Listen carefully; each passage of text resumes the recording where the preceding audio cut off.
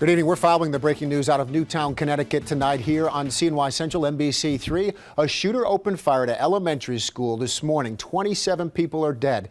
20 children were killed in this tragic shooting inside their school building, including teachers. The shooter is now dead from a self-inflicted gunshot wound. You can see the armed officers, the SWAT teams, the dogs were all brought out early this morning, and it was quite a scene there for hours today. Hundreds of parents were at the school to pick up their children throughout the day. These were the lucky ones, the ones who got out alive. Let's give you an idea where we're talking about. This is near Danbury, Connecticut, Newtown, Connecticut, just a few miles away from Danbury. It's about 60 miles northeast of New York City, about an hour drive from Hartford, Connecticut, and about 3.5 hours from Syracuse if you took Route 90 and then down to 84. And that's exactly where we're talking about tonight. We have team coverage here locally as we look into the tremendous reaction from people in our community, including police, school districts, and a family counselor who will offer advice on how to talk with your children about this horrible experience. But first, Chris Pallone is in Newtown, Connecticut, piecing together what happened today. It's a tragedy of unimaginable horror. More than a dozen elementary school children brutally murdered by a gunman who walked into a school and opened fire. There were several fatalities at the scene, both students and staff. Frantic parents rushed back to the school, desperate for any information about their children. We just ran like every other parent, and we found out we couldn't get to the school. I drove from work. I work in Bridgeport, and I drove back up here, and it was, like I said, it was the longest drive of my life. It was really hard, not knowing. Teachers barricaded the students in classrooms before they could be evacuated. We heard like shots, and everybody went on the ground, and Miss Martin just closed the door, and we went to the corner. Police and SWAT teams surrounded the school and stormed outlying buildings. Immediately upon arrival, entered the school and began a complete active shooter search of the building. That included checking every door, every crack, every crevice, every portion of that school. The shooter died inside the school. It's believed the gunman drove there, where he killed his mother, a teacher, and her students. The magnitude of the loss of life involving so many children has shaken this community and the nation. I know there's not a parent in America who doesn't feel the same overwhelming grief that I do. The majority of those who died today were children. Beautiful little kids between the ages of 5 and 10 years old. In Washington, D.C., flags are flying at half staff as the country mourns with this small Connecticut town that has lost so much. Again, 26 victims in this tragedy, 20 of them young children. Authorities said that they led them from the school and told them to close their eyes until they made it to safety. That's a story in Newtown, Connecticut. Chris Pallone, NBC News. Well, parents in Connecticut and here in central New York are hugging their children closely tonight. We'll continue to update you on this story throughout the newscast. We have much more on the way. First, we have team coverage on local reaction from parents and authorities, including school leaders and police. Our Jim Kenyon joins us live from Salem High Elementary in Syracuse tonight, where he talked with parents as they were picking up their kids after the day at school. Jim. Well, you know, Matt, whenever a tragedy like this happens, especially when it involves the killing of innocent children, you know, parents are understandably distraught, upset, and worried.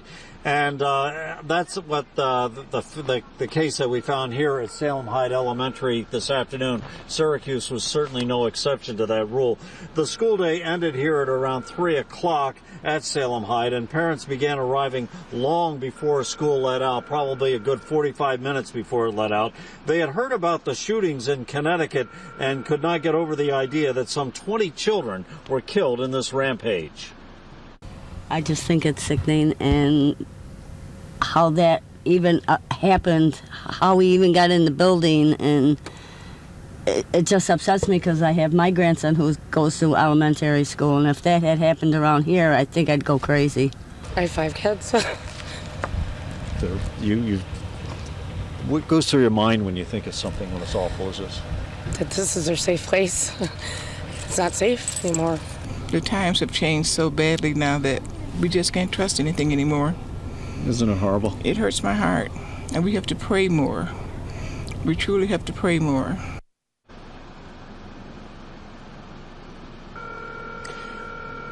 Now, we saw really no evidence of any stepped up security here at Salem High this afternoon when school let out. But I got to tell you, when I saw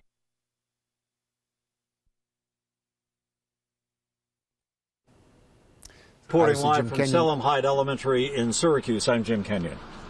We'll break away from Jim. Obviously, some technical errors on the back end of his report there, but you can see the emotion that people here at home reflecting the way they felt as they got the news that this terrible thing had happened. And people just can't understand how 20 children could have been killed by what we now believe is one gunman. We want to get your reaction to the tragic events today. Many of you have been talking about this amongst yourselves, calling friends, certainly at the workplace, and also online too. And our Facebook page has been very, very busy this afternoon with people talking about exactly how they're feeling and what they're doing tonight.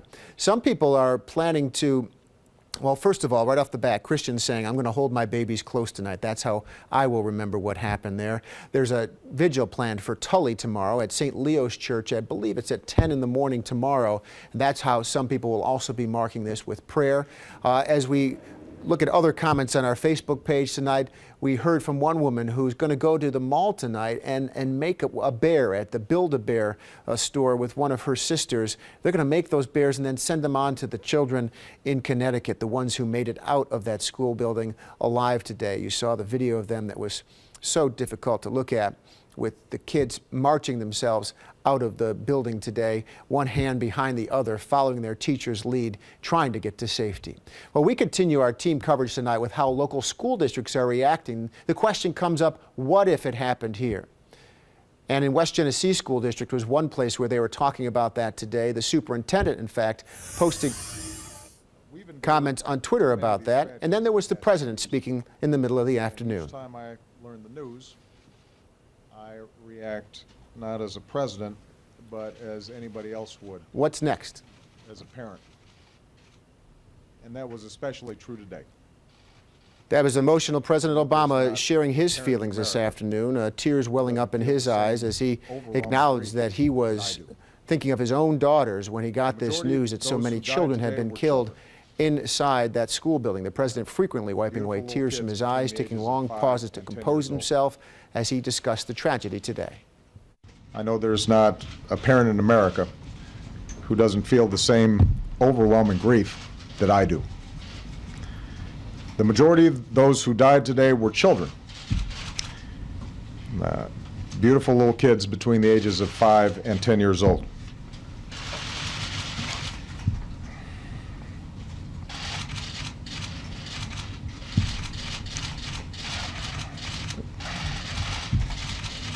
They had their entire lives ahead of them. Birthdays, graduations, weddings, kids of their own.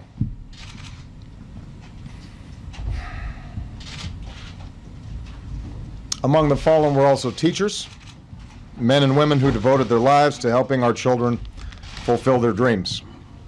So our hearts are broken today for the parents and grandparents, sisters and brothers of these little children, and for the families of the adults who were lost. Now, the president said he's received briefings from FBI Director Robert Mueller to inform him on the shootings as they were developing. Federal assistance has certainly been offered and delivered to the Newtown, Connecticut community.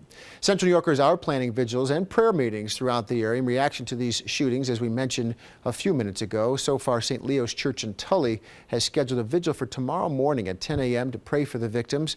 We'll continue to update you on other planned events as they come into us on our website, cnycentral.com. We're also going to continue on this story throughout the next hour and a half, and we have an expanded NBC Nightly News tonight that'll run from 6:30 to 7:30. Brian Williams anchoring from Newtown, Connecticut with the very latest. Well, now let's get a quick check. We have more coverage on the way. We'll get to more news from Connecticut as we continue. Welcome back. Meteorologist Mike Brookins here, and we are looking at a very quiet evening, a very somber evening as well here in central New York. We'll get right into the weather conditions. Our sky right now partly cloudy, and you'll see our temperatures on the cool side, but not cold, 40 degrees, wind out of the west at 6 miles per hour. Pressure is rising and the wind chill in the middle 30s. Elsewhere, temperatures are in the upper 30s, above average for this time of the year, as we saw a high temperature right around 46 earlier on. A little bit colder in Saranac Lake at 33, where they've seen a lot of clouds for today. More clouds generally to the north and northeast of Onondaga County. We've got some to the southeast as well. Over the Finger Lakes, pretty clear right now. Up to the north, there is a cold front, even a little spot of drizzle or a flurry, and that is possible, especially northeast of Syracuse later this evening, and then for the rest of us late at night. But it's not going to be much. So this front's working on in. The slight risk, about a 20%, I would say, for seeing some drizzle or maybe a light rain shower or a flurry. But for the most part, most places, it's just an increase in cloud cover. We turn mostly cloudy. Tomorrow morning, those clouds are already starting to break. Drier air working in on an east-northeasterly flow with high pressure reestablishing itself, that cold front washing out. But that's a cool wind coming in out of the east-northeast, and temperatures rise very little in the morning. We'll be in the 30s for a high temperature tomorrow. Sunshine and clouds here at 1 o'clock, then some increasing clouds from our next system that comes in. We're still dry at 7 o'clock in the evening, but notice the precipitation out to the west. Some blues here, some greens. We're going to find at first, because of the colder air in place, some light snow showers or flurries Saturday night, most of them coming after the midnight hour. There is a slight chance for a small amount of accumulation of snow Saturday night. By sunrise on Sunday, this will already be changed over to periods of light rain. That transition, though, it takes a long time, though, well to the east and to the north. In fact, in northern Herkimer County, it may stay all snow and sleet during the daytime on Sunday, and there is a chance for more significant snowfall accumulation during Sunday up towards the Adirondacks. But that's a ways off from Syracuse. In Syracuse, I think it's going to be a rainy day for the second half of the weekend. So here's your hour-by-hour forecast for this evening. Winds on the light side, shifting from the west to the northwest as that cold front moves in. That'll also increase our cloud cover, and during these hours we do run the risk for a spot of drizzle or freezing drizzle, with the temperatures getting down near freezing. As we go through the late night hours, skies start to partially clear and a low temperature above average again at 29. Sunshine and clouds for the morning hours, not much of a temperature change with that east-northeasterly flow. A 5 to 10 mile per hour wind in the afternoon, with temperatures a little bit closer to where we should be this time of the year at 38, and the sky turning mostly cloudy. But we're dry right on into the evening tomorrow. Then later at night, there'll be some light snow showers or flurries moving in. Quickly early Sunday morning, it changes over to periods of mainly light rainfall. That transition, though, if you're watching us in Oneida, Herkimer, Lewis, St. Lawrence, Jefferson counties, you can expect some wintry mix lasting longer on Sunday before eventually you also will change over to some rain. 48 on Monday, with periods of rainfall developing during the midday, periods of rain on Tuesday. Now it looks like that coastal system is going to move further inland, and we're a little bit warmer, and that's why it's mostly liquid precipitation. For Wednesday, snow showers and flurries tapering off late day. There is a small chance for accumulation there, and a pretty good chance for accumulation right before we get towards the Christmas weekend. On Friday, we'll find increasing snow showers, maybe some heavier squalls later in the day with windy, colder weather. Back inside, Matt. Well, thank you, Mike. We continue to follow the tragedy out of Newtown, Connecticut. 20 children shot and killed today in that elementary school. Our Tom Eschen's live at the West Genesee School tonight, where Superintendent Chris Brown was taking the lead on saying some of the right things to the community of his school district. Tom. Yeah, Matt, they increased security at all of the schools today, from the elementary schools on up to here at the high school, mainly to give the parents some peace of mind as they picked up their children from school earlier this afternoon.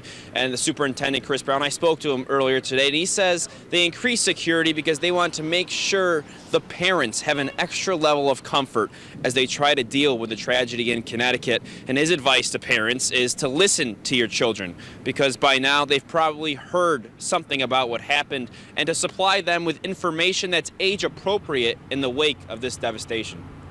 As you watch details unfold, you know, some are sketchy, some are concrete, and I think until everything unfolds, a lot of parents and a lot of students are going to have questions. They're going to want to hug their kids and all of that. So I just think as we work through this tragedy, that the police were more than willing and able to provide some support. I think it's a good thing.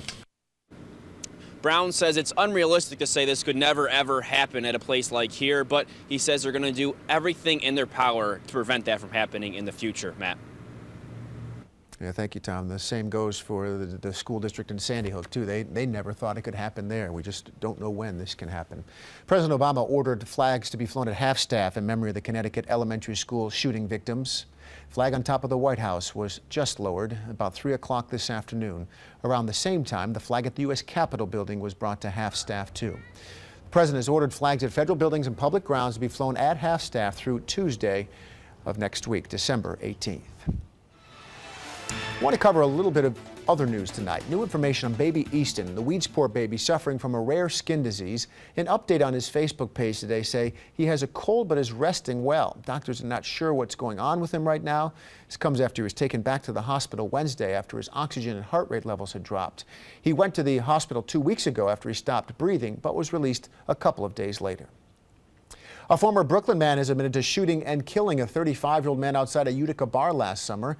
42-year-old Jamal Gadsden pleaded guilty to first-degree murder in Oneida County Court to shooting Jermaine Stubbs. The two men had a confrontation outside the bar. Gadsden shot Stubbs 6 times. North Carolina police arrested him several weeks later. He could face 25 to life if convicted. Cicero police are asking for your help to find a man who was seen walking around the Cicero Walmart on Route 11 last week, following women and having conversations with them.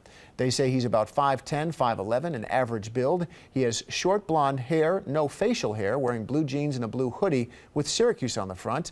Police say the conversations may have made women feel uncomfortable and they wanted to walk away or talk to people who may have witnessed this incident, and it's what the police are now asking.